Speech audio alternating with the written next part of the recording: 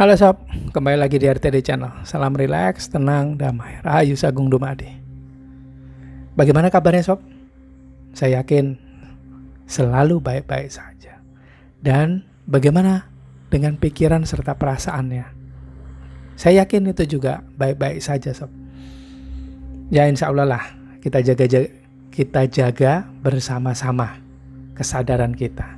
Sehingga kalau kita sadar, pikiran serta perasaannya akan jadi teramati, kemudian bisa dilampaui. Baru setelah itu di-manage atau diarahkan ke arah tertentu yang sobat inginkan sendiri. Sob, kali ini saya ingin sharing mengenai hawa nafsu. Jadi seminggu ini kan temanya hawa nafsu ya. Mulai dari motivasi, kemudian cara menaklukkan atau dalam spiritual cara melampaui hawa nafsu, dan kemudian sekarang cerita yang lumayan panjang. Ini adalah cerita mengenai hawa nafsu yang sebetulnya sepanjang hidup kita itu kita berurusan dengan hawa nafsu ini.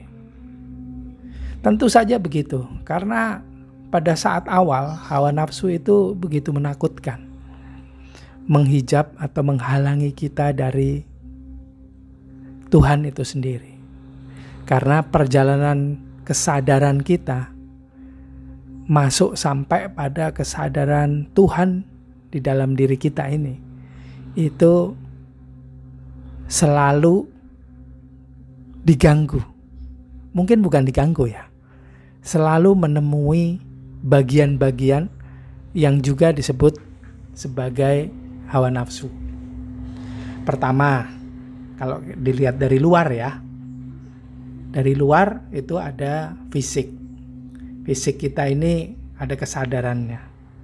Kemudian masuk lebih dalam itu ada kesadaran logika atau kesadaran pikiran. Masuk lebih dalam lagi ada perasaan. Lebih dalam lagi ada lapisan-lapisan jiwa.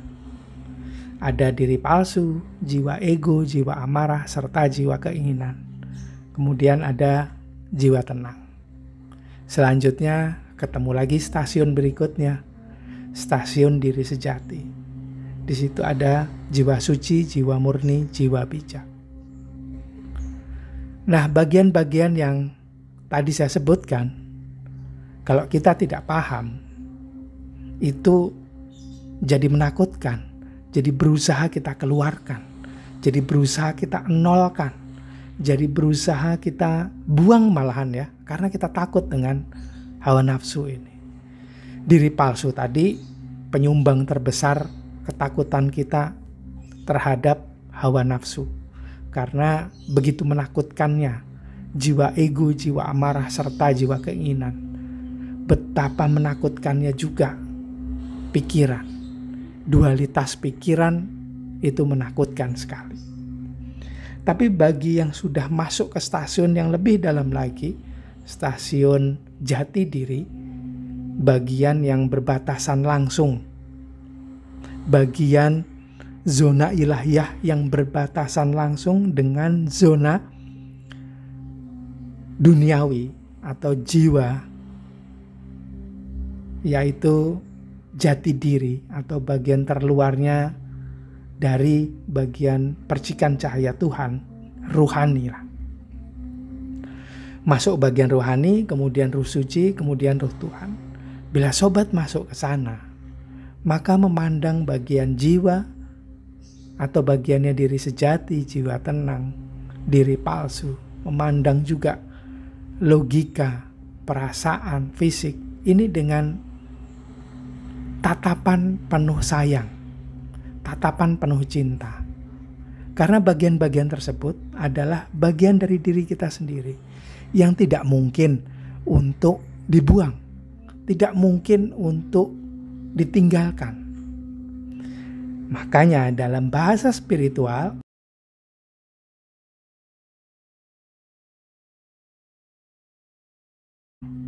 tidak dibuang tapi dilampaui, dilewati. untuk sampai ke bagian yang paling dalam. Mereka yang sudah masuk ke bagian percikan cahaya Tuhan ini, sebagian besar bisa menggunakan bagian-bagian yang tadi saya sebutkan. Hawa nafsu, nafs, bagian atau lapisan jiwa. Hawa itu energi. Energi yang keluar dari bagian nafs ini tadi, bagi sebagian orang yang sudah bisa masuk pada kesadaran Tuhan dan berlatih didampingin langsung oleh kesadaran Tuhan atau sering saya sebut sebagai navigator, maka bagian-bagian nafs, energi yang keluar dari jiwa, dari pikiran, dari fisik, itu bisa dikombinasikan, dijadikan bahan dasar sebuah resep untuk hidup bermakna serta bermanfaat di dunia ini. Ada saja racikannya, ada saja yang dikerjakan, yang tujuannya untuk kebermanfaatan. Bisa jadi dia sedang digunakan oleh Tuhan untuk membuat sebuah karya untuk dunia ini. Bisa jadi ketika dimanfaatkan, digunakan oleh Tuhan tersebut, kombinasi dari banyak energi yang keluar dari lapisan-lapisan jiwa tersebut membentuk sesuatu. Ada yang membentuk sebuah kejadian disebut oleh orang lain seperti keajaiban. Disebut oleh orang lain bisa jadi sebagai sebuah mukjizat. Ya begitulah, kalau Tuhan sudah punya mau, Tuhan sudah hadir, Tuhan sudah gunakan diri kita ini sebagai kepanjangan tangannya, sebagai kepanjangan kakinya untuk berbuat sesuatu di bumi ini, semua bisa terjadi. Orang mati saja bisa dibangkitkan. Begitu cerita kehidupan Master Isa atau Master Yesus. Ada banyak hal yang bisa dilakukan ketika itu. Bisa jadi si jiwa ini, kita ini disuruh menonton saja. Itu sudah sangat luar biasa. Kita disuruh menonton apa yang terjadi ketika Tuhan sedang menggunakan diri kita ini. Ketika kita sedang menonton, Tuhan menggerakkan segenap bagian dari fisik kita, bahkan pikiran kita. Itu adalah sebuah keberuntungan. Buat saya, itu adalah saat-saat untuk belajar secara langsung. Karena Tuhan sedang mencontohkan, mentoring kita untuk berbuat sesuatu. Dan untuk sampai pada saat ini, pada saat itu dibutuhkan pengaturan yang luar biasa dari segenap bagian jiwa kita, fisik kita. Di situ kita juga belajar bagaimana caranya mengendapkan si nafsu ini. Bagaimana caranya menaklukkan si nafsu ini. Bahasa awalnya menaklukkan. Dan kemudian setelah dia takluk, pelan-pelan dia mau diarahkan, digunakan untuk tujuan tertentu. Pelan-pelan, tidak serta-merta. Dan ini prosesnya nggak cuman butuh sekejap, 2 kejap, sehari, 2 hari, seminggu, 2 bulan, 3 bulan, 4 bulan, setahun, 2 tahun, tidak. Ini prosesnya butuh waktu seumur hidup kita juga. Karena bila kesadaran kita naik kelas, bila kita berhasil masuk pada kesadaran yang lebih tinggi, bila kita masuk ke level yang lebih dalam dari diri kita, ini sebenarnya yang naik kelas itu setiap bagian, bukan cuman kesadarannya masuk pada kesadaran Tuhan, masuk pada sebelumnya masuk pada kesadaran diri sejati, itu saja yang naik kelas. Enggak. Pikiran, perasaan, logika, apalagi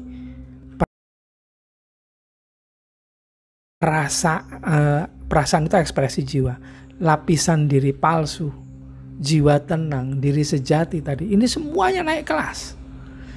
Sehingga si diri palsu ini, si ego, amarah, keinginan ini juga menjadi halus sekali.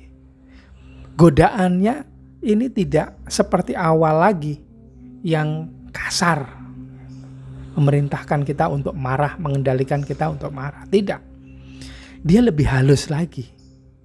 Hawa nafsu ini adalah, kalau dalam bahasa agama disebut sebagai jalan masuk setan atau iblis ke dalam diri kita.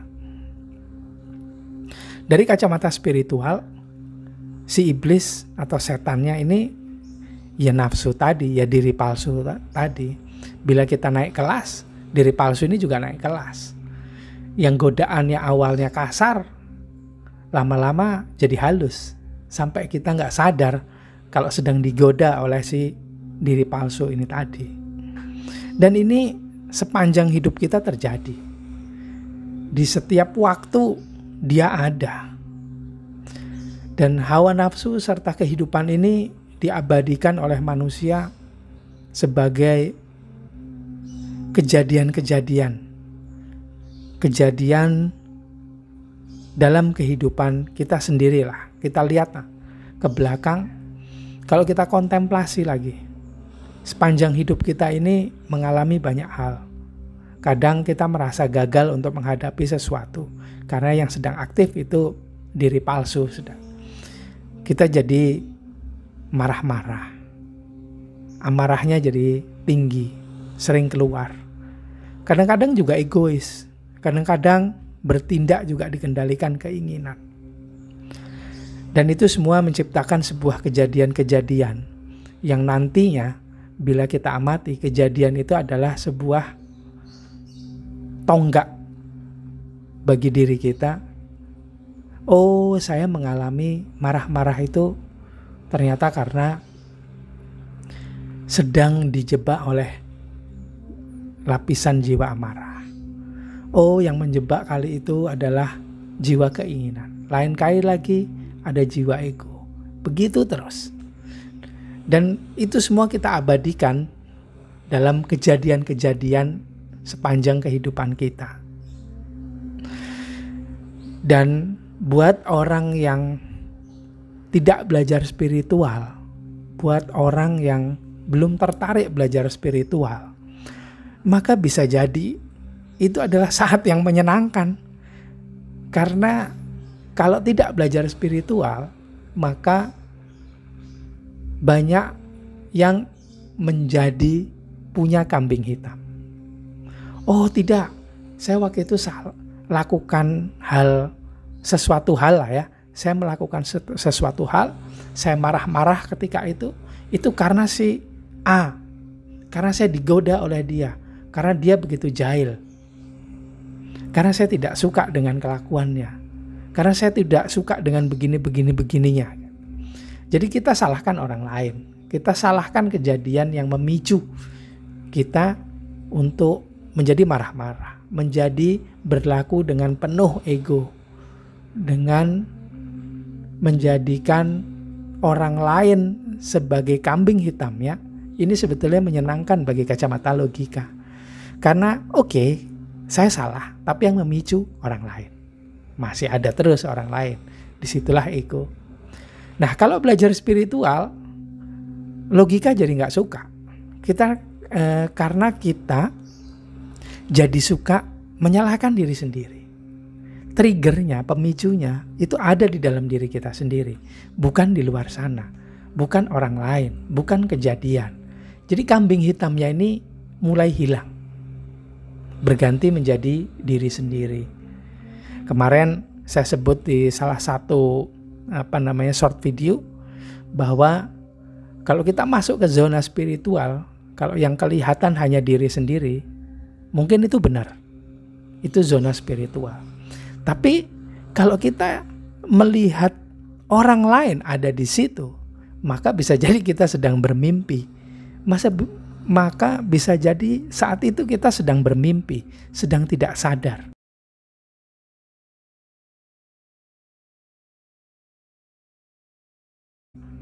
Karena ada keterlibatan orang lain.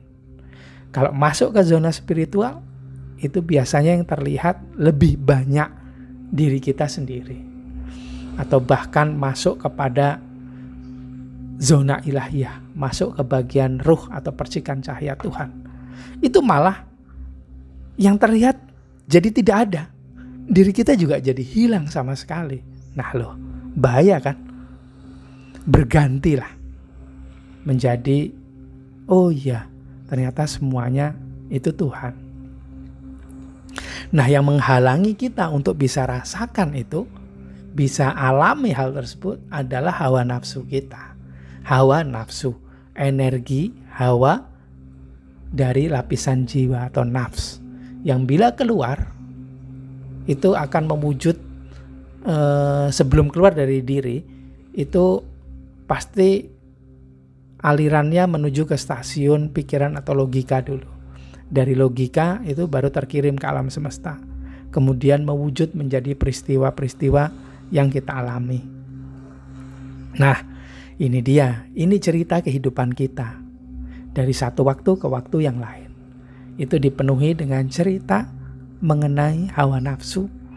Begitu juga bila sudah masuk ke zona ilahiyah, berganti lagi bahwa semua dipenuhi dengan Tuhan. Kalau kita bisa sadari kehadiran Tuhan, maka setiap saat itu sebenarnya ada banyak kreasi dari Tuhan itu sendiri yang mewujud. Dan sebelum mewujud, bisa kita tahu juga bahwa diri kita ini, yang jiwa ini, itu juga berasal darinya. Dan gerakan dari jiwa, ekspresi dari jiwa, itu sebenarnya adalah hasil dari energi yang muncul, yang bersumber dari percikan cahaya Tuhan yang ada di dalam diri. Nah, bila kita bisa masuk pada kesadaran Tuhan di dalam diri, seperti yang di awal tadi saya ceritakan, banyak master yang ketika masuk pada kesadaran Tuhan, kemudian dia bisa menggunakan potensi dirinya yang berupa energi serta hawa nafsu, energi yang berasal dari percikan cahaya Tuhan di dalam diri, kemudian mengalir ke bagian lapisan-lapisan dari jiwa, dan energi tersebut bisa diracik sedemikian rupa sehingga kemudian ketika dikirimkan ke alam semesta akan merespon dengan mengirimkan kejadian-kejadian yang sama persis dengan energi yang kita kirimkan sebelumnya, yang berasal dari lapisan-lapisan jiwa serta pikiran dan perasaan. Kalau racikannya tepat, maka akan membuat kondisi yang tepat juga yang terjadi. Banyak para master yang sudah bisa lakukan itu. Jadi dari menjadi doa bisa mewujud menjadi peristiwa, mungkin peristiwa yang dibutuhkan oleh orang lain. Ketika orang tersebut sedang menolong seseorang, didoakan, dan energi yang keluar dari dirinya ini tiba-tiba bisa mewujud secara langsung menjadi peristiwa untuk menolong seseorang. Bisa jadi, bisa aja. Banyak para master yang seperti itu gitu. Nah, kalau kita yang orang-orang biasa ini, yang orang-orang kebanyakan ini, paling tidak kita bisa lebih sadar lah. Tenang, sadar, amati, supaya yang kita kirimkan ke alam semesta ini energi yang tepat juga. Bisa energi dari jiwa tenang, kadang-kadang boleh juga kita pakai jiwa ego, jiwa amarah, serta jiwa keinginan. Bukan kadang-kadang, seringkali kita gunakan, bukan kita digunakan oleh mereka. Nah, seperti para master yang tadi saya ceritakan, yang menggunakan hawa nafsunya secara benar, diracik energinya secara tepat untuk dikirimkan ke alam semesta ini, maka bisa sebenarnya kita contoh pelan-pelan ya, nggak langsung, karena ya namanya kualitas kita nggak seperti mereka kan, jadi harus pelan-pelan belajarnya. Di dalam diri kita ini ada pusat-pusat energi, saya sebut sebagai pusen. Kalau dalam bahasa Sanskritnya itu disebut sebagai cakra. Nah, cakra ini yang sangat mempengaruhi emosional kita. Cakra ini juga berpengaruh terhadap nafs atau nafsu atau lapisan jiwa. Dan setiap cakra ini tentu saja energinya berbeda-beda dan ada juga kegunaannya. Jadi buat sobat yang ingin belajar lebih detail, itu bisa mengamati apa kaitan antara cakra yang ada di dalam diri dengan nafsu-nafsu atau lapisan-lapisan jiwanya. Dan bila ini nanti dikombinasikan, dilatih dengan benar dalam kondisi kesadaran yang tepat, maka pastinya hidupnya akan jadi lebih berwarna. Nggak hitam putih aja. Nggak hanya putih aja, nggak hanya hitam saja. Ada warna seperti warna dari cakra tersebut. Ada merah, kuning, hijau, violet, biru, dan sebagainya. Yuk dicoba sob, dipelajari. Lihat lagi referensinya, saya taruh di bagian deskripsi video ini ya. Setiap cakra itu ada hubungannya dengan lapisan jiwa. Setiap energi yang keluar dari cakra itu bisa kita manfaatkan untuk kegunaan tertentu. Kita coba bersama-sama. Nanti suatu saat saya mau upload video tutorial ataupun cerita mengenai cakra-cakra ini. Gitu aja sharing saya kali ini biar gak kepanjangan. Coba ya dilihat di kolom deskripsi mengenai referensi dari cakra-cakra yang ada di dalam diri kita serta apa manfaatnya. Kalau sobat punya cerita mengenai pengalamannya bergaul dengan hawa nafsunya sendiri, yuk sharing dengan saya di kolom komentar. Kita saling menguatkan, saling berbagi cerita di kolom komentar ya. Gitu aja sharing saya kali ini. Saya mohon maaf kalau ada salah kata, salah ucap. Kembali lagi di video selanjutnya. Salam rileks, tenang, damai. Rahayu Sagung Dumadi.